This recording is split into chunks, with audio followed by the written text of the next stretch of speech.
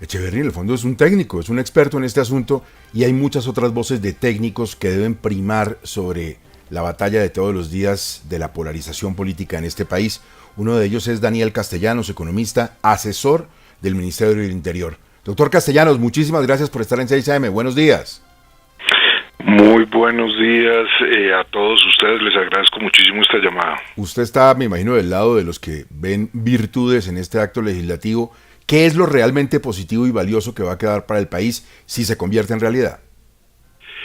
Así es, estoy del lado del proyecto y estoy del lado del proyecto porque yo creo que es un hecho evidente para todos que el manejo centralista del Estado colombiano ha fracasado rotundamente. Hay una enorme desigualdad en las regiones de Colombia, hay 3 o 4 regiones ricas y el resto son regiones sumidas absolutamente en la pobreza, esperando que los proyectos de inversión del Estado lleguen de parte del gobierno central, con un sistema político que hace que los gobernadores y alcaldes tengan que venir a Bogotá a rogar para que se hagan obras en sus regiones. Y ese sistema pues claramente no ha servido para que Colombia se desarrolle armónicamente en todos sus territorios. Por esa razón es fundamental volver a una discusión que ha sido tradicional en la historia de Colombia, que es la de la centralización versus la descentralización. Nosotros preferimos hablar de autonomía territorial, pero creemos que es un punto histórico en el cual es fundamental avanzar en la autonomía de los territorios colombianos. Sí, eso, Daniel, es cierto, es una discusión muy compleja. El profesor Echeverry decía más temprano que tal vez se puede pensar en hacer otra reforma a las regalías y no tocar el asunto de las transferencias. Pero de manera que ustedes consideran en los cálculos que han hecho el Ministerio que ANIF, Fedesarrollo, Corfi Colombiana, Asobancaria, el Comité Autónomo de la Regla Fiscal, el Ministerio de Hacienda, Planeación Nacional, ¿todos están equivocados en el riesgo que implica el proyecto?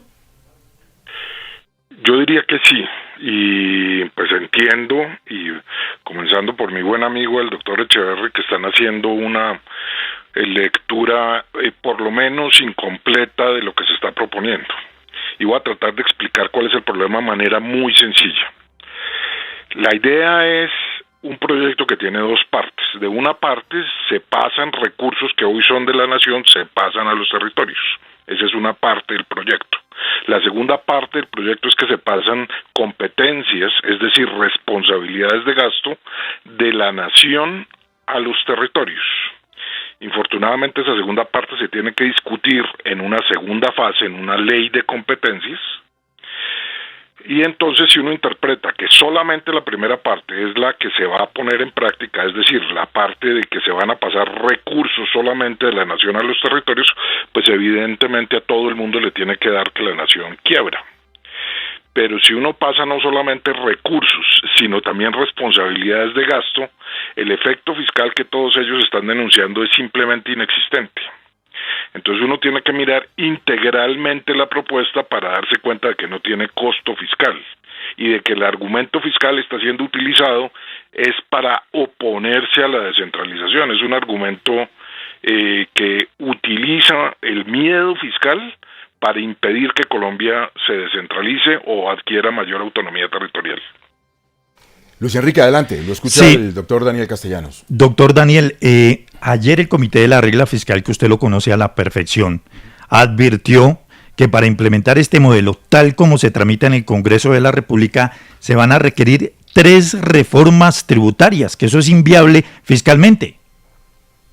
Nuevamente vuelvo a repetir que los cálculos que está haciendo el Comité Autónomo de la Regla Fiscal solamente suponen que se están transfiriendo recursos de la nación a los territorios, pero no está descontando la reducción del gasto que el gobierno central tiene que hacer por el paso de las competencias de la nación a los territorios. Es decir, el proyecto efectivamente le quita plata a la nación, pero también le quita competencias, es decir, le quita responsabilidades de gasto.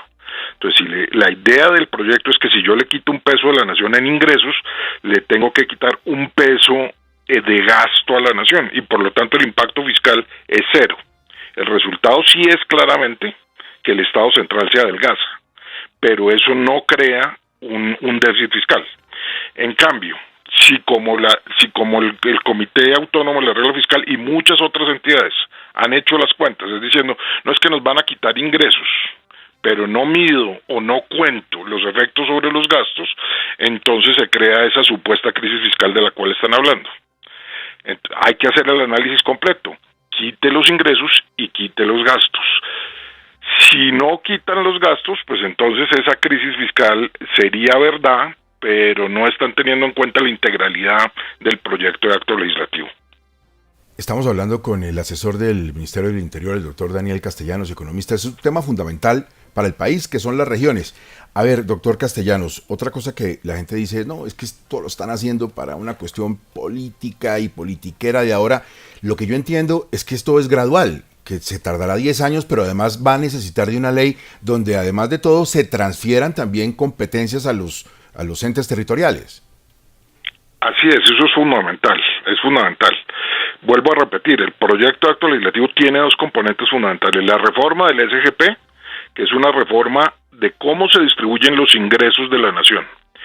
Y el segundo componente es la ley de competencias, que es cómo se distribuyen las competencias o responsabilidades de gasto de los distintos niveles del gobierno, el gobierno central, del gobierno departamental y los gobiernos municipales y departamentales. Uno no puede pensar en una parte de esta reforma sin pensar en la otra.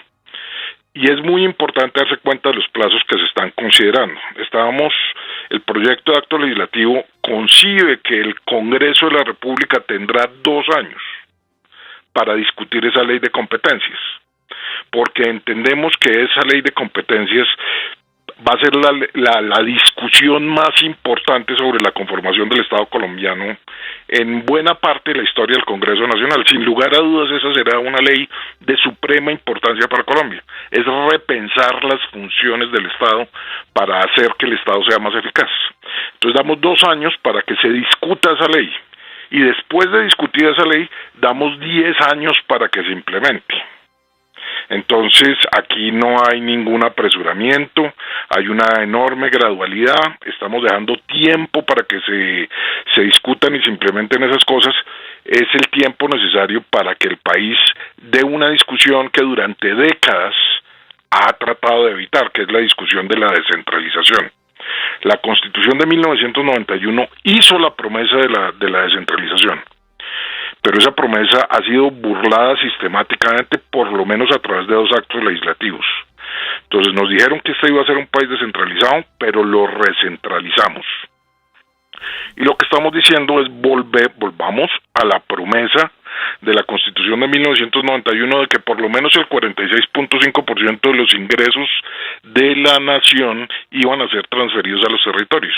Imagínense ustedes, si llegáramos a esa promesa, el Estado central seguiría manejando más de la mitad de los recursos, pero para los centralistas eso es todavía excesivo.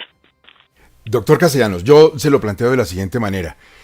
Puede haber un cortocircuito, es decir, pasa el acto legislativo, pero la ley de las responsabilidades no. Y eso nos crearía un problema enorme que no sé jurídicamente cómo se solucione. ¿No sería mejor que de una vez el acto legislativo tuviera incluidas las responsabilidades y todos supiéramos a qué atenernos en cuanto a qué vamos a recibir y qué tenemos que hacer?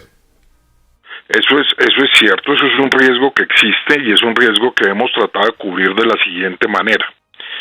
En el proyecto de acto legislativo dice con absoluta claridad que si la ley de competencias no se reforma, entonces el régimen del Sistema General de Participaciones actual sigue en vigencia.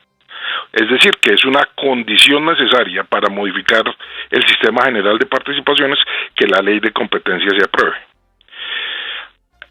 Algunos no quedan satisfechos con ese seguro, por llamarlo de alguna manera, el seguro de racionalidad fiscal, por llamarlo de alguna manera. Entonces dicen, ¿por qué no discutimos estas cosas al tiempo? Y el argumento de discutir las cosas al tiempo esconde una dificultad que es muy importante. El problema de la descentralización es extremadamente complejo y analizar todas sus facetas al mismo tiempo lo vuelve un problema tan complejo que esa ha sido la excusa para que el país no lo discuta durante décadas. Porque uno empieza a decir, no, pero es que si yo transfiero el recurso, pero su competencia, pero es que mire qué pasa con los municipios, pero qué pasa con los municipios de 6ª categoría. Entonces la propuesta que estamos haciendo es partamos el problema en varias discusiones, resolvemos una discusión que todo el mundo pueda entender, luego resolvemos la otra de manera secuencial. Eso nos permite, nos abre la posibilidad de discutir estos temas. Si resolvemos todo el tiempo, si tratamos de resolver todo el tiempo, la discusión se convierte en una cacofonía que resulta en que el statu quo prevalece. Eso es lo que ha pasado en Colombia durante mucho tiempo, y el gran mérito o la gran virtud de este proyecto de acto legislativo es que ha desatado la discusión, ha permitido que avance, cosa que no había sucedido durante décadas desde que pasó la Constitución de 1991. Llevamos más de 30 años esperando que el país aborde este tema. Doctor Castellanos, otro camino, y si se condicionaran esas futuras transferencias a la implementación del paso de responsabilidades. Es que eso es exactamente lo que el proyecto de acto legislativo dice. Traté de decirlo ahorita, y si no quedó claro, lo vuelvo a repetir con claridad. Está absolutamente condicionado. Es decir, dice, si el proyecto si la ley de competencias no pasa, entonces la reforma del sistema general de participaciones tampoco pasa. ¿Sí? Ese es el seguro que está escrito y que pues algunas personas no han querido ver o ignorar para poder atacar con base en el argumento de la crisis fiscal la necesidad de descentralización o de autonomía territorial que tiene este país. Pero ese seguro está. Yo sé que usted no está en la política y faltaba más, pero el ejercicio de la política entendida como la representación de las necesidades de las regiones, pues hace que todo funcionario que esté cercano a una decisión o a un proyecto que se está empollando como este, tenga contacto con lo que piensan las regiones. ¿Qué dicen los gobernadores? ¿Qué dicen los alcaldes? Cuando van al Ministerio del Interior, cuando se reúnen con ustedes, ¿cómo ven esto? Mire, yo diría, es muy fácil caracterizar los amigos y los enemigos de este proyecto. Evidentemente los representantes de los departamentos y los representantes de los municipios están a favor del proyecto. ¿Sí? También están a favor del proyecto los representantes de los sectores económicos que se verían favorecidos por este proyecto, es decir, la educación, la salud, el agua potable, el saneamiento básico. Ahí usted recorre el país, usted va a los territorios y hay un clamor en favor de la autonomía territorial. Esos son los amigos del proyecto. ¿Quiénes han sido los enemigos del proyecto? Entonces yo diría que hay dos categorías, que son en realidad una sola. Los técnicos economistas que operan en Bogotá y los técnicos de los ministerios de Hacienda y del Departamento Nacional de Planeación. Unos porque tienen una concepción centralista arraigada, y los otros seguramente porque tienen temor a perder el control de los recursos que hoy manejan. Doctor Daniel, pero sí. ¿hay alguna especie de término medio? Porque todavía le queda un trámite legislativo y pues seguramente se pueden modificar algunas cosas. Se puede, por ejemplo, revisar el porcentaje que se planea pasar a las regiones, disminuirlo un poco. Esa es una posibilidad, como ustedes bien anunciaron, estamos en el proceso de surtir el sexto debate, que es en la plenaria del Senado.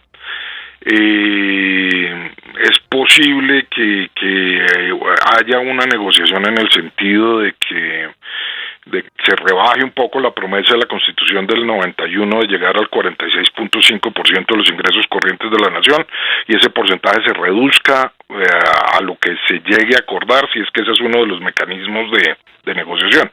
Yo quisiera en todo caso advertir que ese mecanismo de negociación pues me parece inapropiado porque sigue basándose en el argumento de la crisis fiscal, argumento que quiero repetir, es falso.